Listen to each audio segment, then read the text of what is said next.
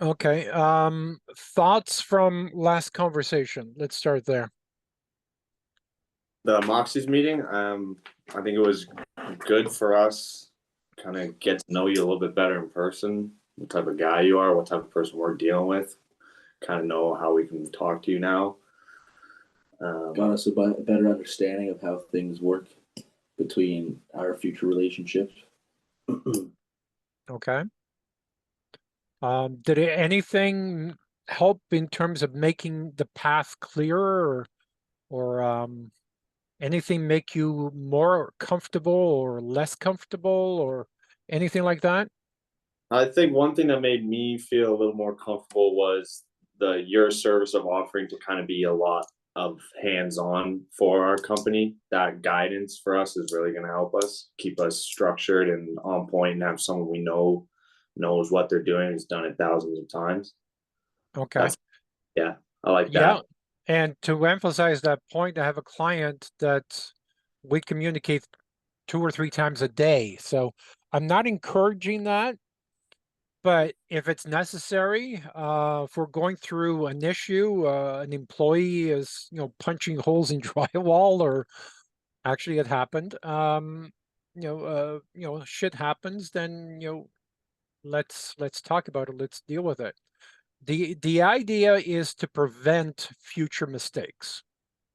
So if you're not sure about a decision, then yeah, we should talk about it, making sure it's the right decision. Then when we move forward, we know we're moving forward on a secure, accurate path that's well researched and chosen for a reason. Does that make sense? Yeah. Yep. Okay. All right. So the reason why we're here today is to discuss options and to make a decision as to what the next step is. We have a very limited budget, but we really don't have a timeline. We didn't really discuss, how soon you guys want results. And I shouldn't make expectations. I shouldn't assume because I'm ambitious and I want things done yesterday. That doesn't always apply to everybody else around me. So sometimes I get a thought in my head and I'm off, and that's not always fair to other people. So I'm just concerned that, the summer is quickly disappearing. It generally takes time to get results, and I would hate to miss this summer and have to wait for next spring before we can start things all over again. So Yeah. your thoughts on that? 100% agree. Exact same. Okay. And in terms of your boss, if you land on a project, 30 days from today or 2 weeks from today, um, would you be okay managing it part-time, or how would that work? We so at our work, it's pretty known that we are working on getting our own company going, and we will eventually be resigning from our positions at our job. But in the meantime, if we need, say, 3 weeks off, we have that availability that we can take 3 weeks off, or Okay. as So you long as have the we, best of all worlds then. yeah, as Yeah. long as we communicate and we're open, then the world's ours there. So Okay. And as long as you give them a fair enough notice, whatever fair enough is, right? Yeah. Because when you land a job, they're not going to say, "Can you start tomorrow morning?" That never happens unless a project went sideways and they just fired someone and they need someone on the job site. I mean, that's a 1 in 1,000 chance that might happen. Generally, you sign an agreement, then you start, 30 days later or whatever that is, right? yeah. Um, okay.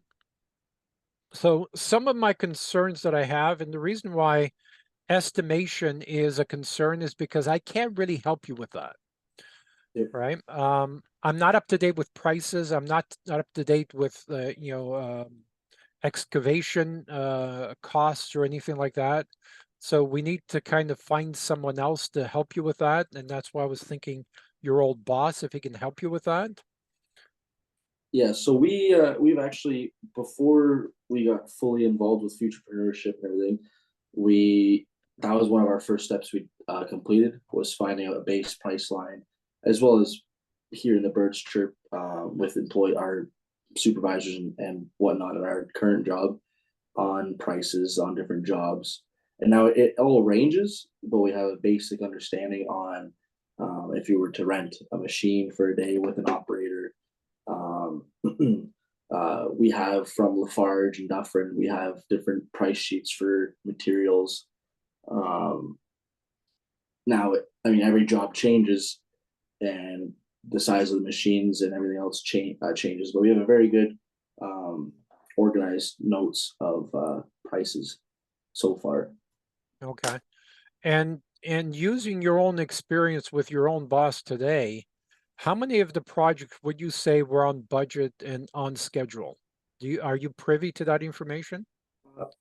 Yeah, yes and no. So, give you a little bit of background about our place. Actually, we just went over new reconstruction of management, because our old boss wasn't very loyal to our company, and so all of our new prices going on from January to now have been all of the profits and high profit margin ranges. So, and yeah. Yeah, I think on time, most of our, like, we haven't had any like extended projects for excavation. Like, we would go in for the foundation, let's say, so then digging out would be the 2 or 3 days. So like, we're not really getting bumped back by different trades because everyone's kind of waiting for us, and then we Right. come in at backfill. So like, really kind of like delaying us being delayed is more on weather, a big one, or the other trades kind of just backing up so that we can't get in there when we were expected to. Okay. So are you guys employees or subcontractors?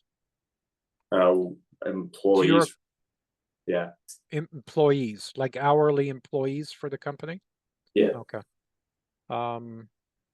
So when you say your old boss, new boss, you're talking about the company you work for. Yeah, the company we work for now, within the last year, we had an old boss when me and him both started, and then he got let go by the owner of the company. So now we're kind of going through a new management structure. That's Okay. all. I In the see. last, Okay. For some reason, I thought your boss was the owner. Your direct boss was the owner, but I guess he's not. no. Okay. How big is the company? How many employees altogether? Excavation, what is there? 7, We have 6 guys. 6 Okay. guys. The same Okay. owner owns a construction business that builds houses. So he owns both, but there's separate bosses that control both. I see. Okay. Yeah. And the other side that owns the home building, how many employees there? Or is it mainly subcontractors there? They have probably about 12 full-time employees, I would think. 10, Okay. 10 12 full-time employees. Okay, Yeah. so you know the owner of the company fairly well with a fairly small company. That's not a big company even on both sides. We know of him. He's not always around. He's got probably around 20 different companies to his name, so he's always Okay. but we work out of his home, his farm. So I mean, you see him once a week-ish. Okay. All right. So you're fairly comfortable that you're okay on the pricing front? I think because we haven't gone through an actual like price out a job for us, hand it to the customer, it go okay, and then we get it back. So we're still kind of nervous, I guess, around that, like just like making this price and then giving it to them. But like, we understand the basics of like this is how things get priced out. We need margins for profit for our company. We understand we got to mark things up maybe. So we kind of know our way around it, but we just haven't had practice at it. Right. So I'm wondering whether you can use your current boss to bounce those numbers off of them. If you put together some pictures and dimensions and stuff and calculations and sit down with him for 15 minutes and say, do these numbers sound right? Does this markup sound right? Are we missing anything here? Right? Because, Yeah. okay, Yeah. he would do that for you. Yeah, I think he would be nice enough to lend us the 15 minutes of this is all right or this is not okay. Okay. And what sort of markup are you thinking about putting on your costs? I believe most companies do We had 15% on materials, and then we had 30% for any equipment and operator hours on that equipment. Okay. And then 30%. 30% on equipment, and then I think materials was, yeah, we were I think shooting it was for 15. 15 to 20% we were shooting for there. Okay. Is that the total markup?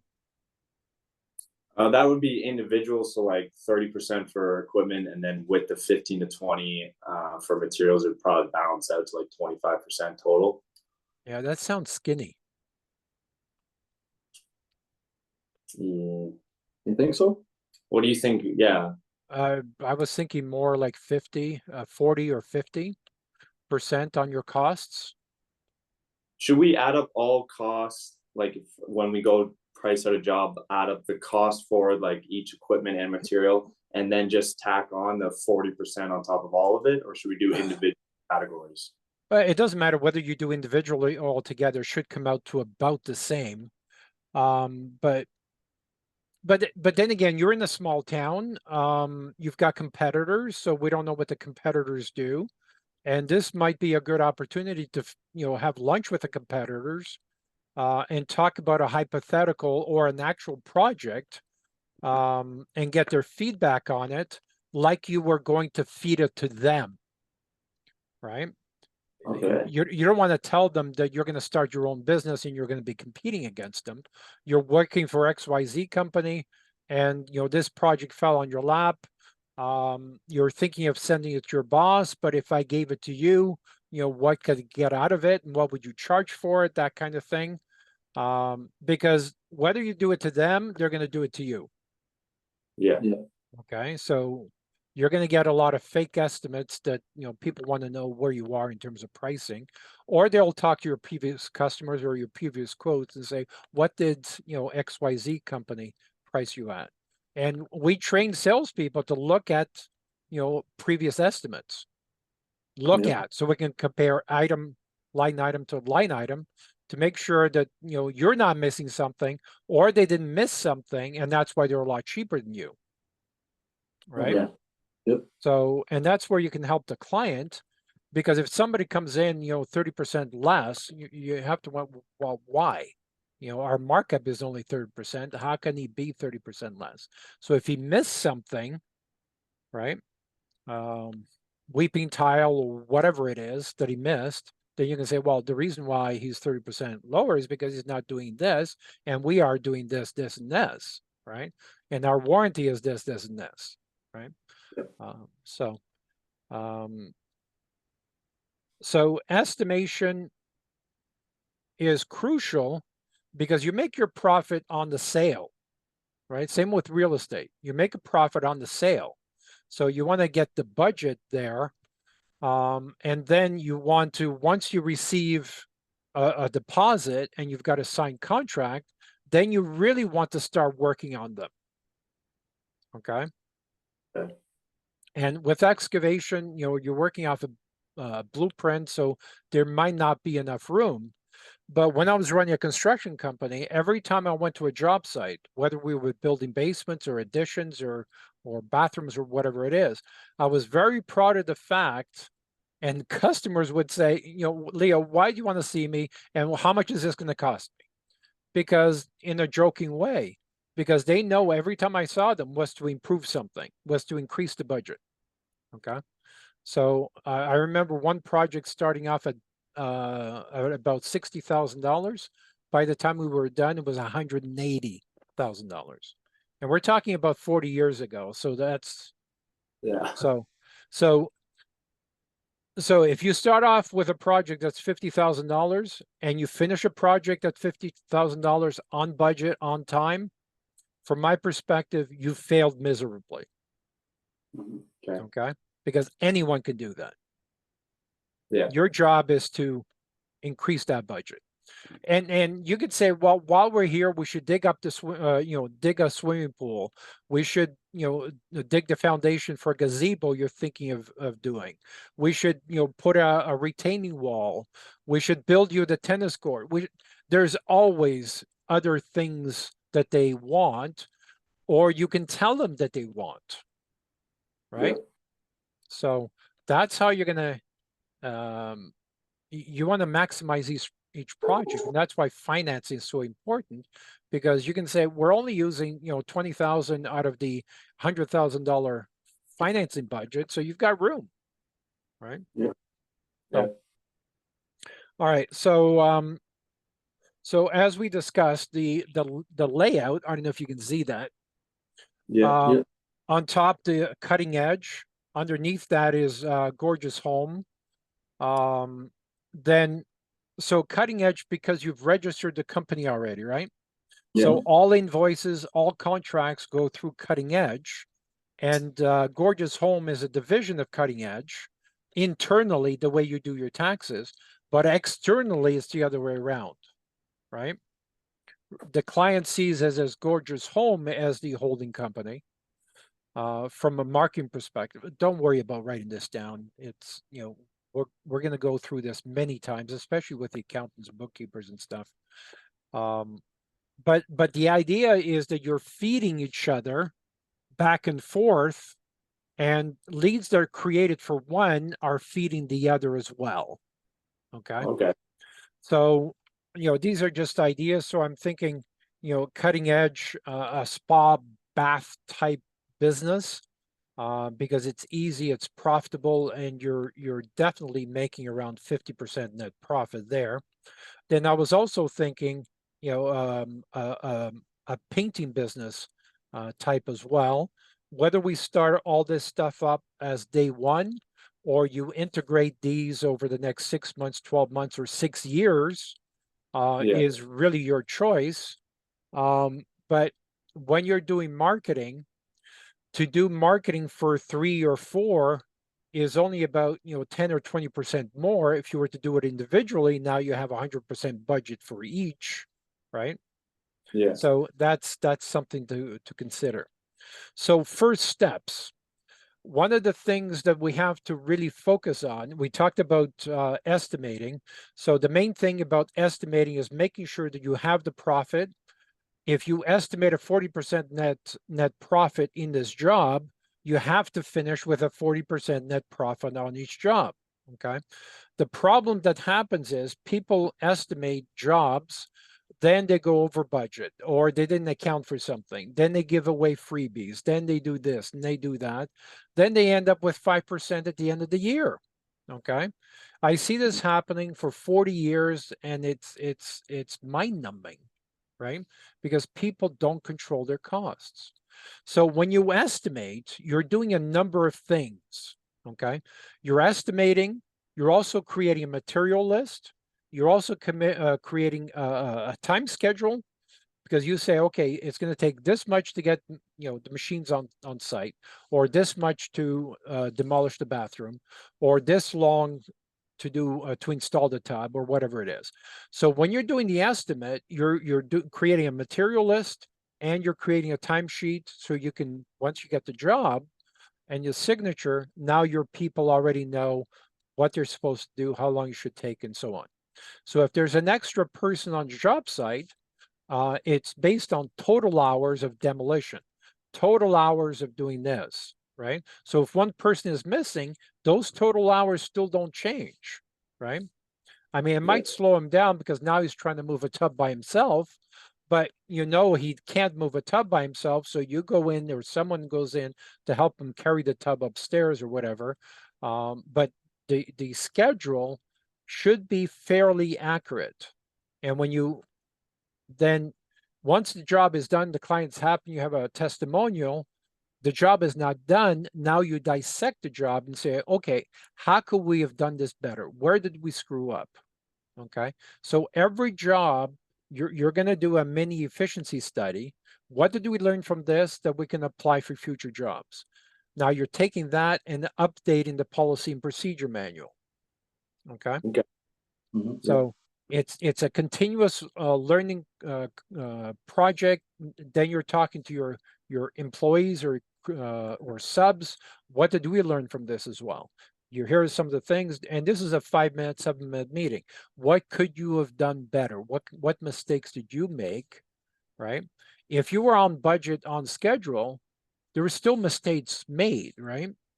Mhm. How can we improve those mistakes, make sure the future mistakes are not made, and on the next project, we increase the profit margin by 2% because we've eliminated a couple of mistakes. Okay, does that make sense? Yeah. Okay. Same thing applies for the excavation and everything else that you do. So the estimation is crucial. And whether we use software or we do it manually, we can create a spreadsheet that calculates everything. And when we're estimating, eventually, I'm not saying you should do this from the beginning, but research shows that when you give the client 5 prices or 3 prices, now they're comparing you to you instead of you to Joe Blow, who's your competition. Okay. So eventually we will get into that, but we don't necessarily have to do that on day one until you get used to it. So once the estimation is, you're comfortable with that, then we start with the VAs, the virtual assistants. They will be training at the same time and creating the trust foundation. The trust foundation is crucial because the first thing people are going to do is search you up online. Who are you? What kind of projects have you done? Can I trust these people? And that sort of thing. So, and it has to look as close to solid as possible. It won't be bulletproof on day one, but that's the goal, to do that.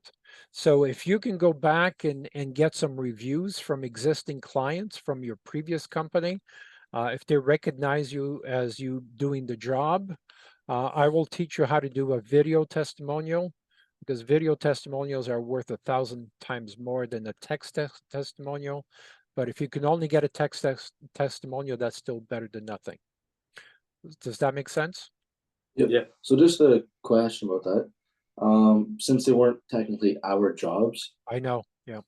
how would they explain that? Would they explain us separately from our company, or would it be Ideally, like in that case, you don't want the company name mentioned, right? yeah, You want them to say, Curtis and Owen were on the job site every day. They were great to talk to.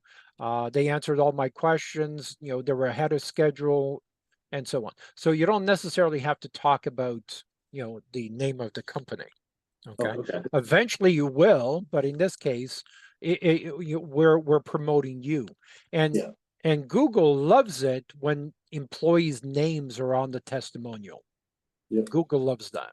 Okay, so even when they mention your name, and Wild Gorgeous Home, we still want them to mention you by name as well, because okay, Google loves that. Okay, so the next step, the biggest challenge we're going to have is the trust foundation. And we need, the Google reviews, we need the website polished. We need a lot of content online. We need a lot of pictures, we need videos, we need a lot of shit. But, that stuff we can kind of manipulate by, repurposing videos online and putting 20 different videos together and showing a collage of 20 different excavation jobs or 20 different bathroom jobs or stuff like that, right? So that's something the VAs can do to build the trust foundation. And part of that trust foundation is at least 10 social media sites, LinkedIn and all that stuff. Eventually, you will need to buy, 2 or 3 laptops, as we discussed. Get them used, get them Lenovo's. So start hunting around for that. Because, and if you do have some time, like I'll give you a list of some of this stuff that needs to be done, right? yeah, So I would say for the next 3 months, 6 months, you don't have a social life. You are my bitches. Okay. Because there is a lot of work to do, and your VAs are not going to be able to get a lot of this stuff done.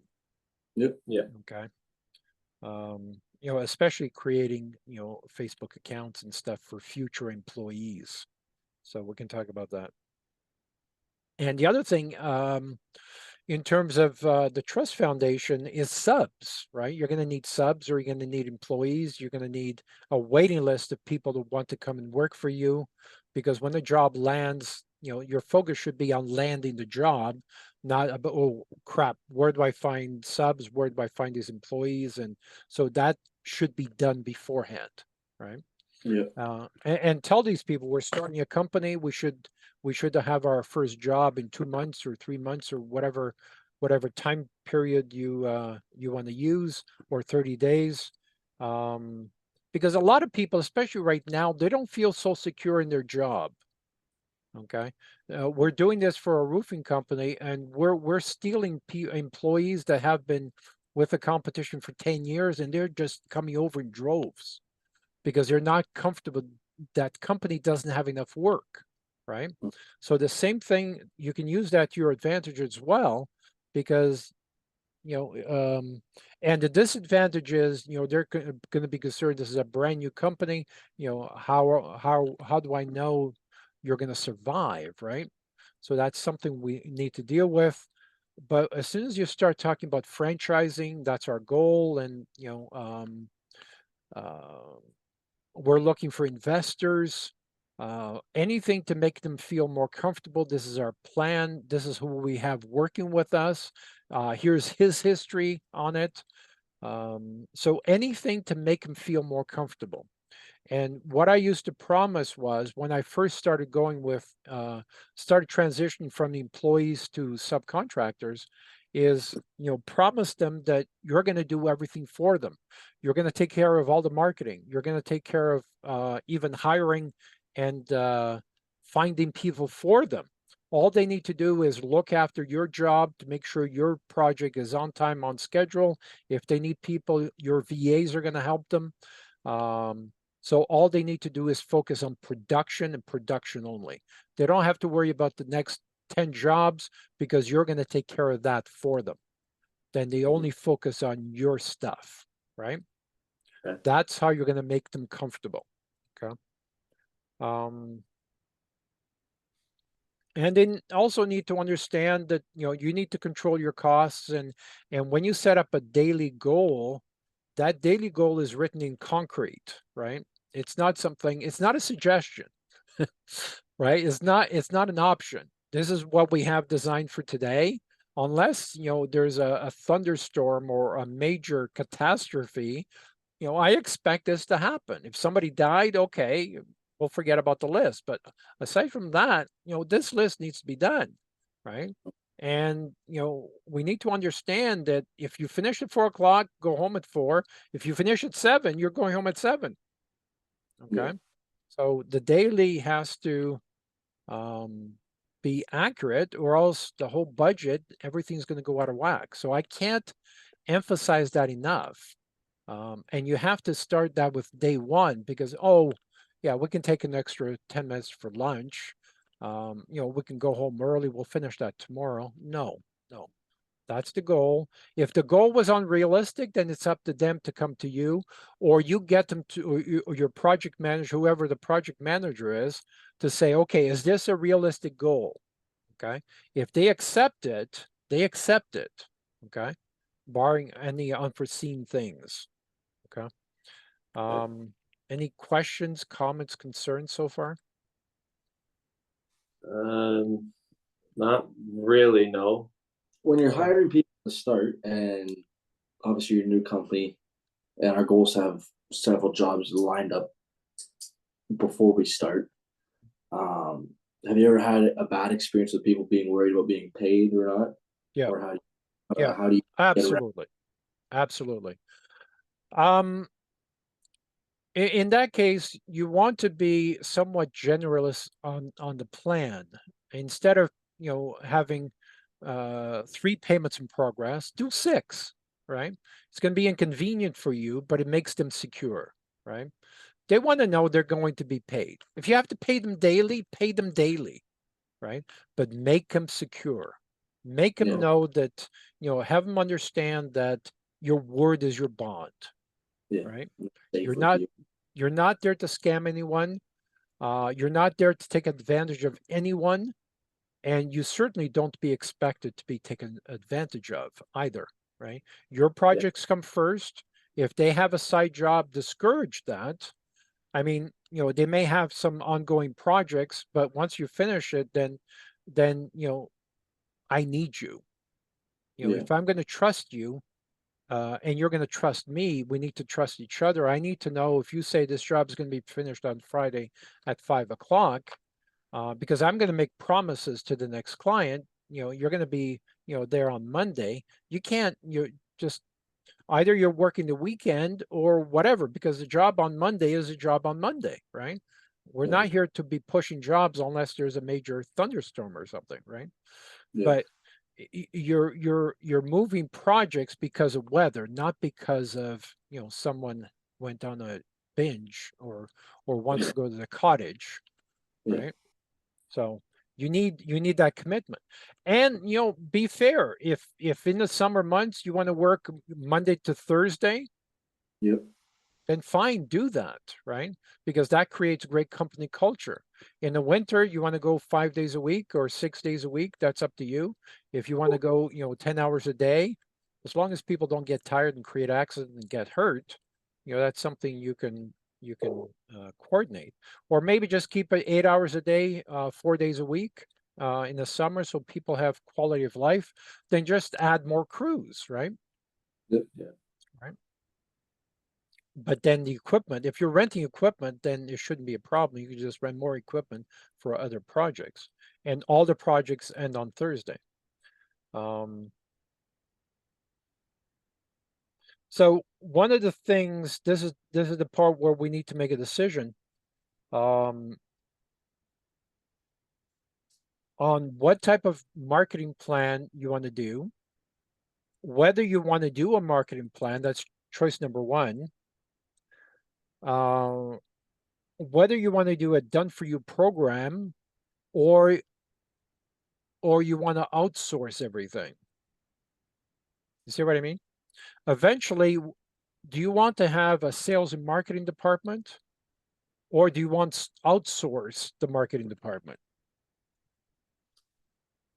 I seen in the marketing, the list that you gave us of all the packages, and then near the bottom, I remember it's saying one of the crucial things is you having control in the future of the business. You always want control over your marketing and your stuff like that. So in that case, would you say that we should be starting a marketing? I would say so, but Or what are the it gets you there's always advantage and disadvantages to every decision, right? yeah For every action, there's an equal and opposite reaction. The thing is, now you have multiple people that are in control of something, right? But then again, if you hire the right people and you empower them to be in charge of the marketing department, and you expect this much of a result, you expect this much leads, this much sales, or however we're going to measure, and you hold people accountable, then it's just another report, right? yeah Right? It's just another report that you have to look at while you're playing golf with the $2 million client, right? And when the software sends you an update that project number 3 is half an hour behind schedule, the project manager already received the same notification, and he's preparing because he knows you're about to call him to see yeah why is this project half an hour behind schedule, right? And you can control your jobs no matter where you are on the planet with the right software. Okay. Mhm. So when you have that in place, then being in charge of another department to me is better because you've got more control. yeah. Okay. What's the price point difference on those two, like outsourcing it compared to us having to have people on the payroll for marketing? Is it that big of a gap, or? Well, outsourcing it at the beginning actually is more expensive because any company, to give you an example, just a pay-per-click campaign, just to hire someone to manage the pay-per-click campaign is generally between $2,500 and $3,500 a month, just to manage it, right? Then Wow. plus your $2,000, $3,000 budget you're going to spend for pay-per-click, Yeah. right? So, but with the VAs, I mean, I would suggest we hire someone. One of the VAs, one of the 3 VAs should have some pay-per-click experience that has been doing A/B testing. And instead of paying $2,500 to $3,500 a month, now you're paying him, let's say $500 a month. Yeah. But in between, because he's working for you 8 or 9 hours a day, in between he's also doing posting, responding, and doing the other stuff, right? At the beginning, to set up the campaign takes time, and that's why they want $3,500 a month. But once you've done 1,500 A/B tests, you already have a pretty good idea which words work best in others, which colors work, and what verbiage works, and so on. That's why all the different testing. Once you've done the different testing and you're starting to get results, now you're testing the best results with a new campaign, then you're measuring between that, right? Oh. Then the new best one you measure against the new idea, you measure. The good one goes forward, the bad one gets canceled. Yeah. Okay.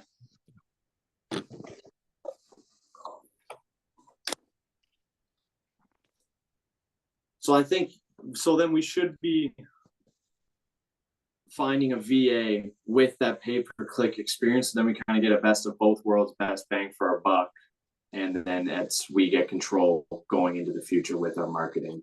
Yeah, I think so. I think that's the best option, but it also the disadvantage is either you or my people now have to manage and train these VAs. Outsourcing, it makes my life so much easier, right? If you were to outsource to someone else, we're delegating that responsibility. Now we're just measuring results, right? So it would make my life and your life easier. But long term, it's going to probably cost you more. Okay. Can we start with the least hassle on both of us and outsource it, and then later on within 6 months or a year we bring that into our control? Yeah, the trick there is to make sure that whatever testing, whatever reports, whatever spreadsheets they're creating, because they're doing A/B testing, we need to have access to that. So when we have that spreadsheet or spreadsheets, then we turn it over to our VAs and they take over where the company left off, right? So they're doing everything on your profiles. So when you let the company go, you still have all the data. Okay. Do they usually, do these outsourcing companies usually disclose that stuff, or is it kind of? Well, company- if you're up front and say this is what we're looking for, I want to watch this very carefully, and I want to see, daily or weekly reporting. Yeah. So you're accumulating the data as you go. I think, yeah, we could go along and try that, dangle the carrot in front of their face and say that we want to look and see if we want to put more money into you guys or bring it back into our control. Then hopefully that up a bit. Yeah. So as I mentioned, pay-per-click is number 9 or number 10 of 10. So that's every company these days depends on pay-per-click, and pay-per-click is like putting your company on crack cocaine or painkillers, because then when they start seeing results, they focus more on the results and they forget about the other stuff they should be doing, like stepping stone relationships and trusted circles and everything else, because those are the ones that are going to pay off long term. But people just get stuck on pay-per-click and don't do anything else. So the lowest hanging fruit at the beginning is pay-per-click, but eventually pay-per-click becomes the highest hanging fruit and the more expensive. And once the other ones start working, then the tree kind of turns upside down. Okay. So I mean, on in terms of, you know, the budget and where we are, I mean, we can start with one plan and change it later. It's not something that is set in stone. What was it? We did look at the plans. Yeah. The second last one, I believe. Yeah, the one that if you got that list in front, I don't know the exact name of it, but it was the second one from the bottom. I think I don't. Okay, I think it was around 1,500 a month. I thought that That's- was. It wasn't the one where you said, "Listen, like most companies got to spend 200 to 300,000. If you're going to use this, it's literally going to take 1,000 years for it to work." We Right. picking the one. I'm glad you guys read that because I'm serious about that. I think it was 7,900-ish a month. Yeah. Okay. I'm not sure we need to start there. Yeah, if you were in our shoes, what would you? I know you. Which one would you suggest? Okay, we need there's a couple of things we need to talk about. Either we're doing an advisory plan or we're doing the done for you program with an advisory plan, or we're doing the interim CEO program. As I said, that's $100,000 a year. That sounds like a lot. Okay. Yeah. It does sound like a lot, but keep in mind, what I would suggest if I were in your shoes, I would say go with that plan. Start with, let's say, a $10,000 deposit or even a $5,000 deposit, right? You need to get my interest. I need to be involved a lot more than you think that I do when you're starting a company, okay? So do that, then we need a plan. So, and I would start with, let's say, about a $5,000 or $3,000 to $5,000 plan to start going. Then as we start seeing results, then we start increasing the budget and start adding a VA and start increasing the budget.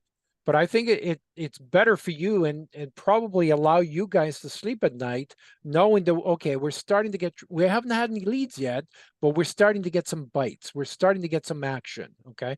Then we start getting leads. Okay, now we're getting leads, okay? Then we start estimating and so on. So when you see that happening, it's a lot easier to say, okay, yeah, it's time. We've received 10 leads. We might close 1 or 2 of them. Yeah, let's increase the plan at that point. Does that make sense? Yeah. 100%. Yeah, it makes me feel a lot better. That's not say we do the CEO one that's $100,000 a year, and we're on the 11th month and haven't closed the job. Yeah. Well, if that happens, I failed you miserably. I wouldn't even ask you to. And if you haven't closed and you only paid $5,000, so technically you haven't paid $100,000, right? Yeah, no, for sure. So I'm not going to ask you for another payment until we start seeing some of the traction, right? Yeah. Keep in mind, this was all in your idea of the umbrella of cutting edge, then gorgeous homes, and then you had the bath, spa, and the painting. This is all in that same umbrella. exactly. All right. So Yeah. by doing the interim CEO program, we're looking at all that. And we're kind of doing 30 things at the same time, because what happens is when we do the advisory plan, entrepreneurs are notorious to do one thing at a time. 15 years are going to go by, and I'm talking actual case studies where they think, but I just got to take care of this before I can do that. We can't do that. We have to do 30 things, 20 things at the same time. And even though we don't have the people, that's why we have VAs. We delegate to VAs. Then eventually we're going to need salespeople. We're going to delegate some of the work to them. But there's a ton of work. Imagine building a 5,000 square foot custom home. That's how much work needs to be done to design and build this business. Yeah. Okay. Yeah. Someone needs to do it. And if we're going to do one thing at a time, 5 years, 10 years are going to go by and we haven't really accomplished anything. Yeah, you might as well go all in or not go at all pretty well. Well, use the leverage tools in this, and we're still working day by day, right? Mhm. You're going to see what happened yesterday. We liked what happened yesterday. So yeah, let's expand on that. Let's expand on that. Let's expand on that, right? So we're building a solid foundation on your company that then we're building the company. Yeah, okay. Yeah. So, all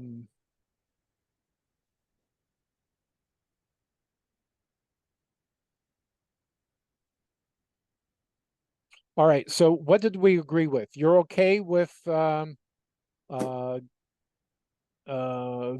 agreeing to the CEO program? I'm not going to ask you to sign anything yet. You're agreeing to give Leo 5,000 to start as a deposit? Yeah. Yep. Okay. And you're agreeing to, let's say, 3,000 for updating the website and starting a pay-per-click campaign? Are you okay with that? Yeah. Yeah. Okay. All right. And we should set up a time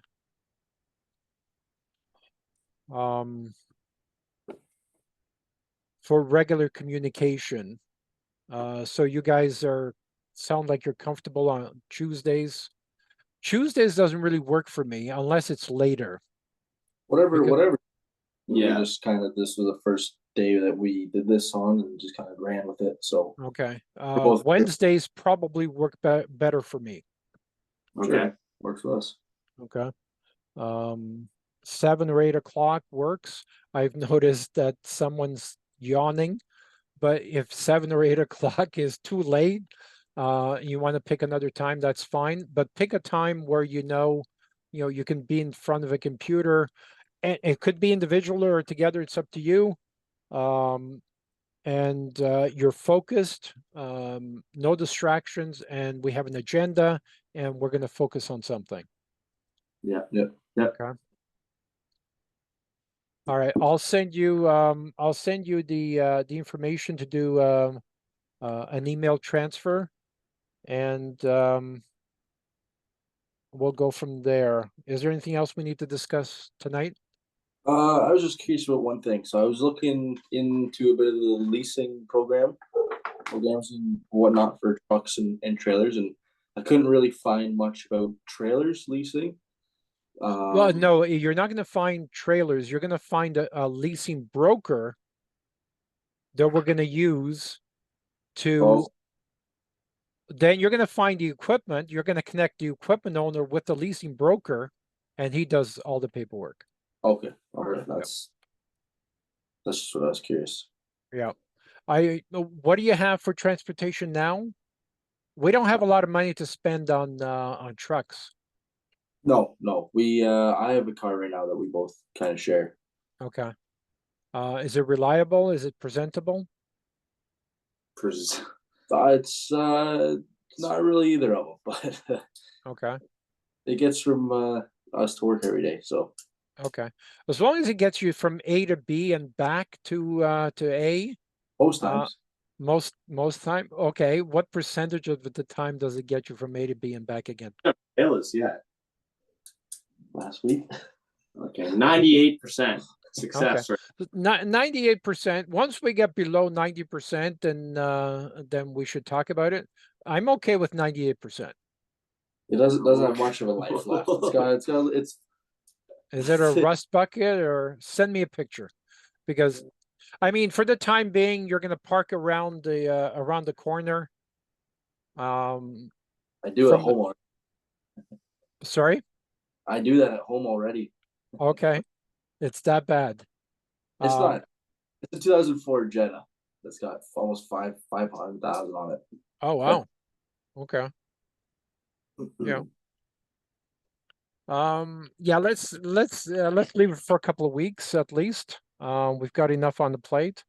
But one thing I should do, I used to have these connections. I had 3 leasing brokers, on my LinkedIn profile. And of course, I don't have my LinkedIn profile anymore, but hopefully I still have their contact information, or maybe on my calendar. So over the next week or so, I'll find a leasing broker, because it's really important that we roll in the truck wrap with the lease, because the truck wrap alone is going to be $4 or $5 grand, and we can't afford to take $4 or $5 grand out of the bank account. Yeah. Okay. Anything else you were thinking about? That was all on my plate. No, that's all. Okay. All right. I'll send you this recording so you can watch it in case you missed something, and we'll talk again soon. Okay, is there a time you want this money, or a time frame?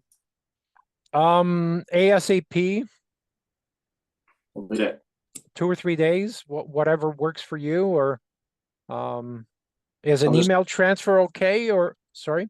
I'm just not sure how we have our e-transfer set up yet on this account, so if it's, Okay. I don't, my personal one's only $2 grand a day, so I don't know what our business one is, so just check into that quick. Yeah, And- call your bank and find out. I don't think cash is going to be any better.